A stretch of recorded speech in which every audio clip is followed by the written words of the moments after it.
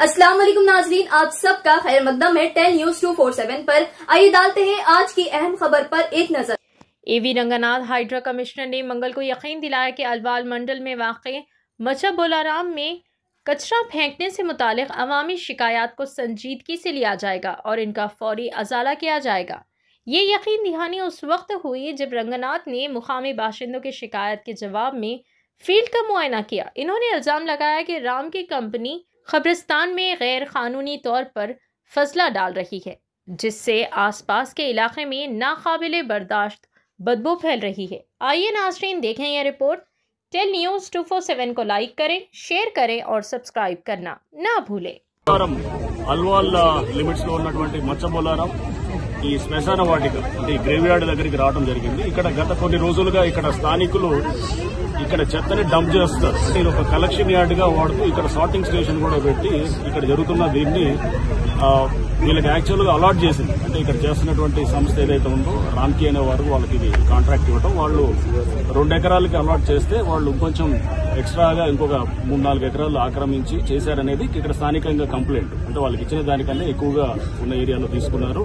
Plus చెత్త dump చేయడం వల్ల ఇక్కడ వీళ్ళకి ఇక్కడ కొంత ఇబ్బందులు వస్తున్నాయి. ఉన్నట్టు చుట్టుపక్కల ఉన్న కాలనీస్ అనేది కూడా that was another complaint. Plus ఇది గ్రేవ్ యార్డ్ లో వీళ్ళు వర్క్స్ చేయడం తోటి అక్కడ చాలా చోట్ల ఏదైతే గనక వీళ్ళు గతంలో పూడ్చినటువంటి ఇది రెమినెంట్స్ ఏదైతే ఉన్నాయో బోన్స్ ఇట్లాంటివన్నీ కూడా అవి కూడా ట్రేస్ అవుట్ అయ్యి దాంతో కొంత ఇబ్బందిగా ఉన్నదనేటువంటిది ఈ కంప్లైంట్స్ నేపథ్యంలో ప్లస్ రాజకీయ ప్రతినిధి కూడా గత ఎక్స్ ఎమ్మెల్యే గారు మైనపల్లి హనుమంతరావు గారు, ప్రస్తుత ఎమ్మెల్యే గారు రాజశేఖర రెడ్డి గారు, ప్రస్తుత ఎంపీ గారు ఈటల రాజేందర్ గారు, ఇక్కడ మన మల్కాజ్గిరి ఎంపీ గారు, వీరందరూ కూడా రిప్రజెంట్ చేయడం జరిగింది. మొన్న శనివారం రోజున మంత్రి గారు శ్రీధర్ బాబు గారి దగ్గర నన్ను కూడా పిలిచారు.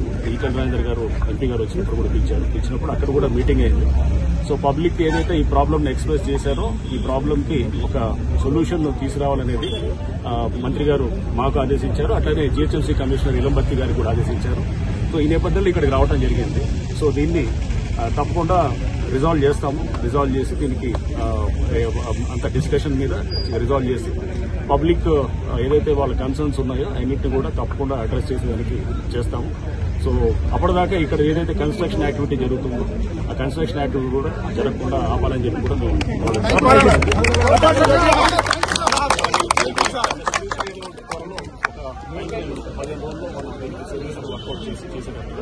ఎలాంటి సొల్యూషన్ అంటే ఇక చూడాలి. అది ఇప్పుడు దీని నుంచి మనం డిస్కస్ చేసినప్పుడు ఎటువంటి సొల్యూషన్ వస్తుంది ముందు మనం ఒక డైలాగ్ లో నెగోసియేషన్స్ లోకి వెళ్ళినప్పుడు ఒకటి ఆప్షన్ ఇక్కడ నుంచి షిఫ్ట్ చేయాలనేది వీళ్ళ స్థానికుల రిక్వెస్ట్.